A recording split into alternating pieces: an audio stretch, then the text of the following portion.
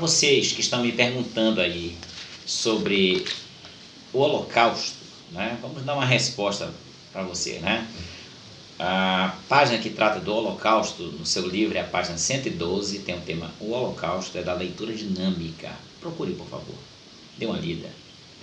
O Holocausto é uma palavra que vai ser utilizada durante a Segunda Guerra Mundial, especificamente fazendo referência ao extermínio do grupo de pessoas. Essas pessoas, a maioria eram semitas, eram judias, né? Eram judeus, e os nazistas eles vão matar mais de 6 milhões de judeus. Então a morte desses mais de 6 milhões de judeus em campos de concentração nazistas nós chamamos de Holocausto, né?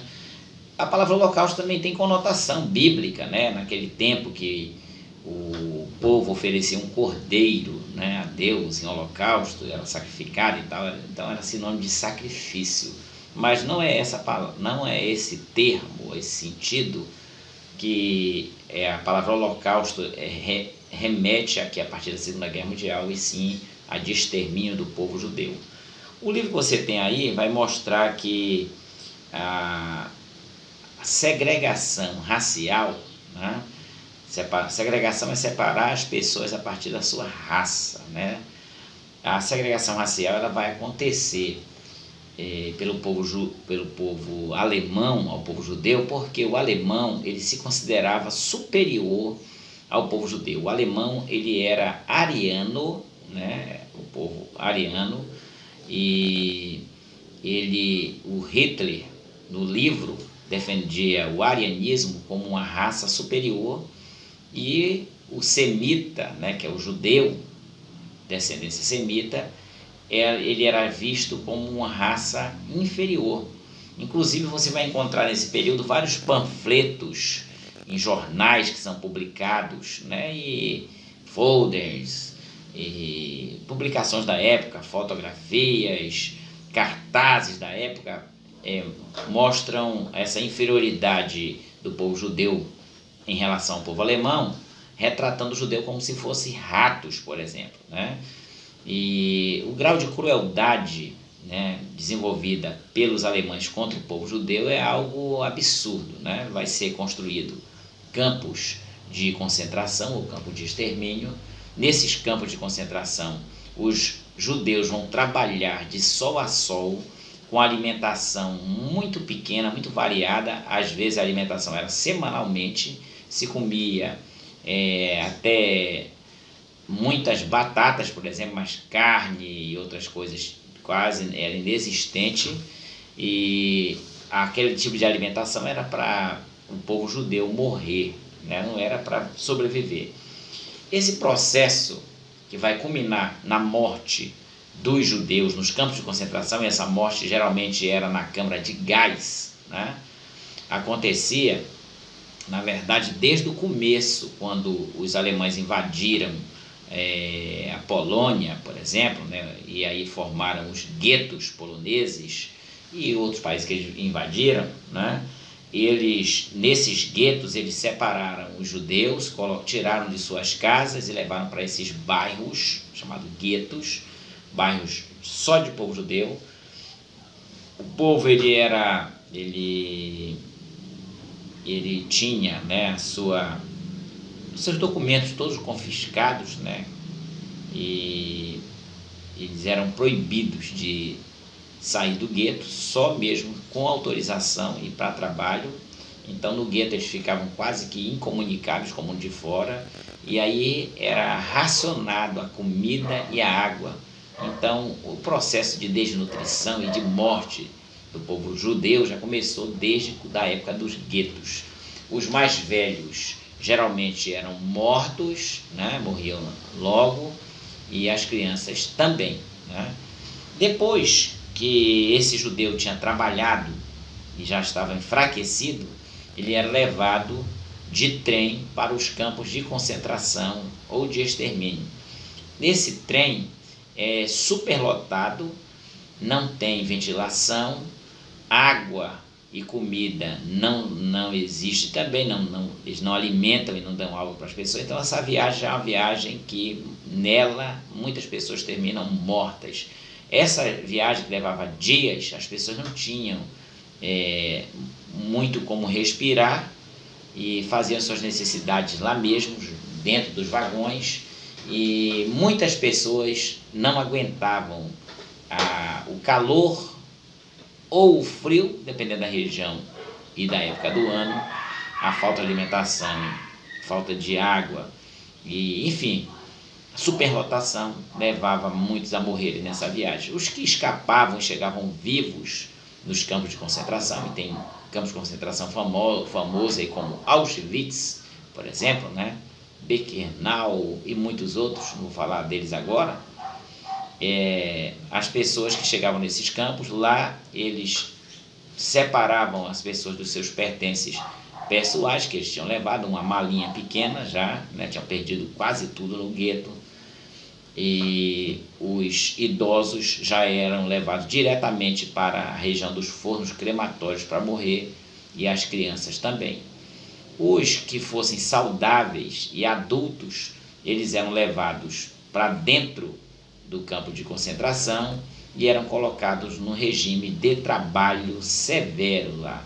Muitos desses trabalhos eram mais para matar o judeu do que para a própria produção. Tem relato de o alemão pedir para o judeu subir com uma pedra pesada, né, uma barreira enorme, durante um dia inteiro, durante uma semana inteira, né? E isso levava a esses trabalhos repetitivos, levava muitos judeus à loucura, né? Então são trabalhos assim absurdos no campo de concentração. Os judeus, depois de dias, de meses, dependendo da capacidade física, trabalhando no campo de concentração, ele estava já muito debilitado e só restava mesmo a morte para ele, né? Viver no campo de concentração era uma coisa absurda. Eles não podiam escrever, por exemplo, né? Eram proibidos. A roupa deles era uma roupa listrada, né? Com a estrela de Davi amarela pregada nessa roupa para identificar o judeu. Aliás, eles já usavam essa estrela desde a época do gueto, né? Quando eles não podiam andar nem na calçada do gueto, tinham que andar no meio da rua, e não podiam ser apanhados sem uma roupa com a estrela, senão eles eram mortos imediatamente. E lá no campo de concentração predominava essa roupa que era o uniforme do prisioneiro lá, que era uma roupa listrada, branca com listras azuladas, né? Era a roupa que eles usavam. Para dormir, dormiam amontoados, prateleirados, né? E o espaço era pequeno para dormir 8 pessoas juntas, não dava, tinha que dormir um por cima do outro. Tem relato de judeu que briga com o outro, que mata o outro, que morde o outro, que arranca pedaço da orelha do outro na hora de dormir. Tem muitos relatos absurdos. As pessoas não conseguiam, na verdade, dormir. Já eram vencidas pelo cansaço do dia a dia. Era absurdo a dormida. O mau cheiro dentro do campo de concentração, nesses barracões, também eram absurdos. As latrinas, elas coletivas, e os judeus geralmente escondiam dentro da latrina, dentro do sanitário, algum pertence pessoal de valor, uma aliança que ele escondeu, alguma coisa de ouro que ele guardou, que não foi roubado dele. Ele já sabia que estava próximo de morrer e jogava lá dentro. Então tinha muitos casos de judeus que fizeram isso para dizer assim: se o alemão tiver que levar isso de mim, ele vai ter que meter a mão na latrina. Então são coisas absurdas. E muitas vezes o alemão sabia que lá dentro da latrina tinha esses pertences pessoais e obrigava judeus a descerem dentro do sanitário e retirar esses pertences, né? Os alemães não perdiam nada dos judeus. Logo que eles chegavam no campo de concentração, era tirado o cabelo, e os cabelos serviam para enchimento de travesseiro e para tapete para os alemães poderem limpar os pés. Os ossos, depois na sequência, viram botões. O corpo, né, do judeu, a gordura virava sabão, né, e as cinzas, primeiro, eles usavam o trabalho a vida inteira, né, o resto de vida que restava para aquele moribundo, e quando ele estava para morrer mesmo, aí sim, levava ele para o forno crematório, e lá a câmara de gás, primeiro, né, na câmara de gás, matava ele com gás letal, em torno de 20 minutos estava todo mundo morto, e depois esses corpos eram colocados num troller, né, de trem, num trilho, e se levava para o forno crematório, se cremava, e as cinzas do povo judeu servia para adubar, infelizmente, a agricultura alemã. Então, toda essa crueldade nós chamamos de antissemitismo, o ódio exacerbado que o povo alemão desenvolveu na época do Holocausto contra o povo judeu. Também é registrado na história experiências macabras que o povo alemão fazia com o povo judeu. Tem casos de doutores, cientistas que tiravam pernas de mulheres judias, uma alta e uma baixa, e costuravam uma perna da outra para ver como a pessoa ia se locomover. É um teste absurdo. Tirava seios de uma judia, né, e colocava na outra, uma que tivesse a mama grande e outra pequena, né? Assim, fazia absurdo, colocava crianças judias dentro de fornos crematórios para testar em quanto tempo a pele humana pegava fogo. Aí colocava alguns minutos, olha, pegou fogo, então, fazendo anotações científicas disso. São experiências assim absurdas, né? Colocavam judeus dentro desses fornos, crianças, para queimar e não morrer, assim, aí pegava fogo, esse morreu, ele pega outro lá, aí colocava outro, aí sabia, olha, se ele ficar na temperatura tal, a pele pega fogo, ele se queima todinho, mas ele não morre. Coisas assim absurdas que fizeram, né, com experiência de remédio, por exemplo, com dosagem altíssima para ver se ele conseguia resistir, ele morria. Enfim, fizeram de todas as crueldades possíveis contra o povo judeu e exterminaram. O Holocausto, a referência é mais de 6 milhões de povo judeu morreram, né? Estima-se ao todo que foram exterminados cerca de 6 milhões de judeus, além deles cerca de 500 mil ciganos também foram mortos, além de testemunhas de Jeová, eslavos, homossexuais, adversários políticos, principalmente os comunistas e os socialistas. Então são números altíssimos e absurdos que vão falar das perdas humanas e os crimes de guerra. Nessa mesma página, aproveitando essa questão, na página 111, o livro fala que cerca de 60 milhões de pessoas morreram em decorrência da Segunda Guerra Mundial, entre elas 24 milhões eram soviéticos, entre soldados e civis, e, claro, milhões de pessoas, somando o restante entre judeus, ciganos, eslavos, pessoas com deficiência física e mental, homossexuais e testemunhas de Jeová. Eles eram alvo muito forte do regime nazifascista. Também fica registrado aqui que os campos de concentração existiram no Japão, adotaram essas práticas, e os próprios soviéticos também fizeram os chamados gulags, que eram campos de concentração soviética, e os, claros, nazistas, todos os prisioneiros de guerra que os soviéticos fizeram iam parar nesses gulags, que eram campos de concentração também, e, claro, milhares de pessoas morreram. Então, totalizando o Duce, né, que é o Mussolini da Itália, e o que o Führer, que é o líder maior, que é o Hitler, lá da Alemanha, mataram juntamente com os japoneses, são milhares de pessoas. No total, entre os aliados e o eixo, aproximadamente 60 milhões de pessoas morreram durante a Segunda Guerra Mundial. Então, são dados absurdos, tá? Então, quem me perguntou sobre o Holocausto, sobre antissemitismo, esse é um raciocínio que você deve ter, tá? Um aluno me perguntou também por que, professor, no começo matavam-se com tiros e depois mudou a modalidade, né? Os judeus passaram a ser cremados, mortos no campo de concentração e cremados. Por que houve essa mudança? Então, a minha resposta para você é uma questão econômica e de tempo. O alemão percebeu que para matar o judeu a tiro se gastava bala. E aí são milhares de balas para se matar milhares de judeus, né? E se percebeu também que levava tempo, né? Não para matar só, mas para cuidar do corpo, para enterrar. E aí essas centenas de judeus mortos eles eram colocados em valas coletivas.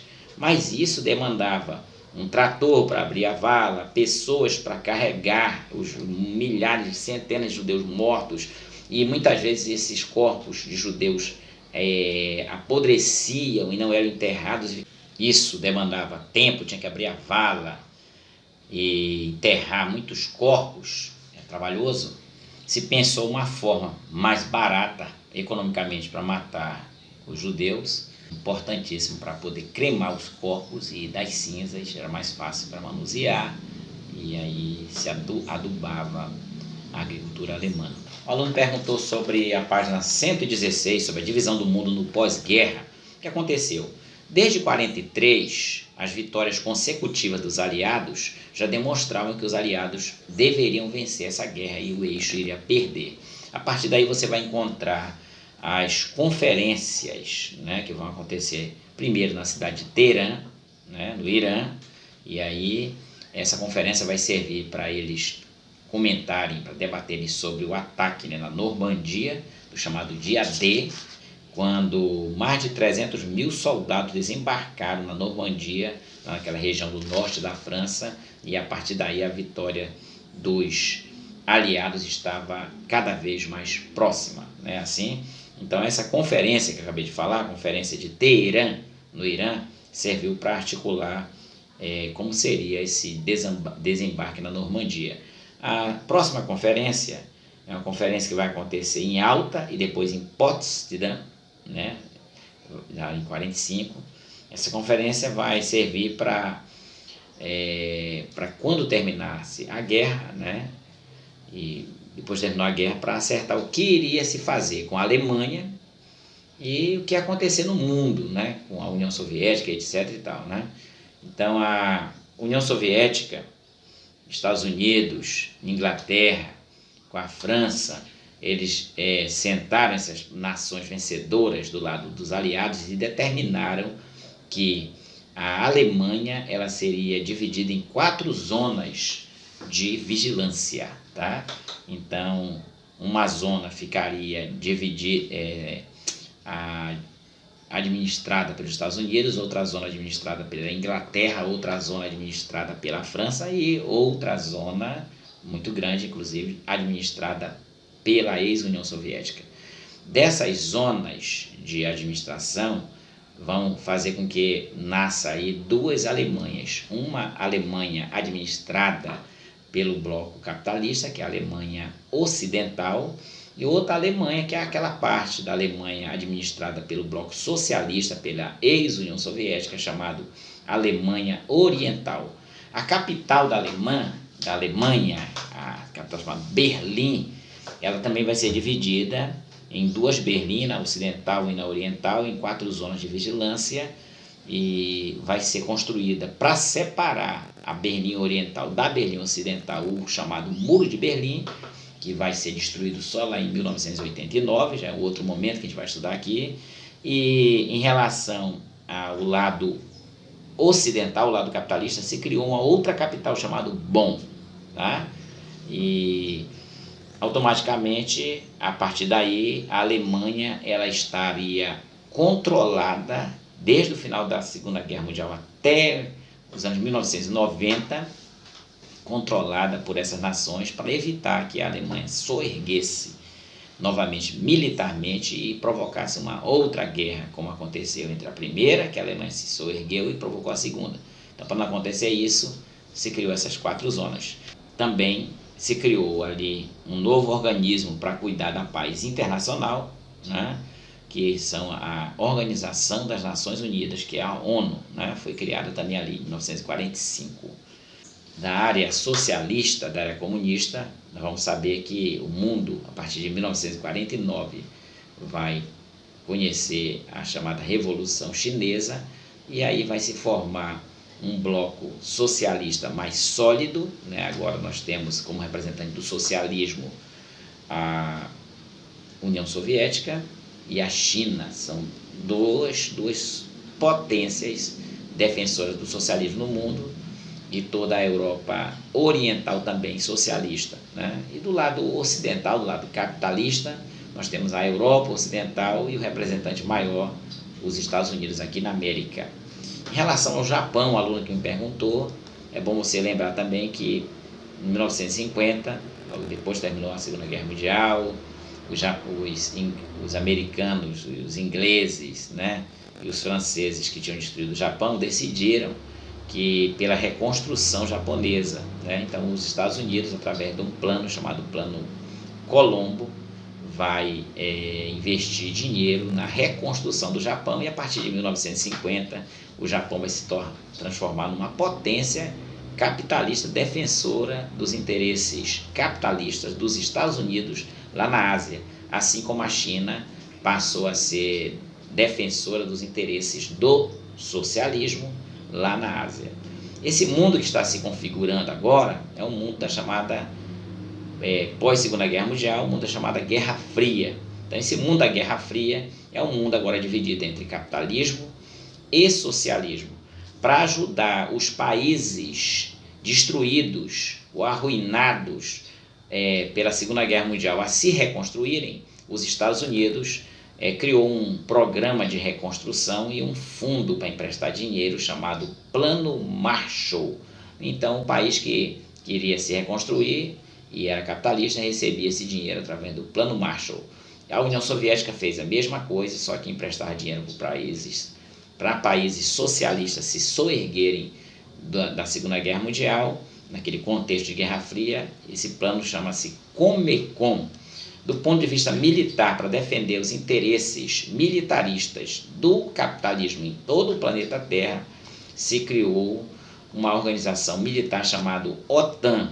E para defender os interesses militares do socialismo em toda a Terra, se criou o chamado Pacto de Varsóvia, né? Então são instituições que vão aparecer assim que termina a Segunda Guerra Mundial e começa-se a chamada Guerra Fria, tá ok? Então esse mundo do pós-guerra é um mundo diferente. Nós temos um mapa aí na página 116, para nós terminarmos a nossa aula, um mapa dividido entre socialistas e capitalistas. Obrigado por tudo, Deus abençoe vocês. Depois nós vamos fazer a correção dos exercícios. Obrigado a todos, que Deus abençoe a todos nós. Fiquem com Deus e um bom final de semana.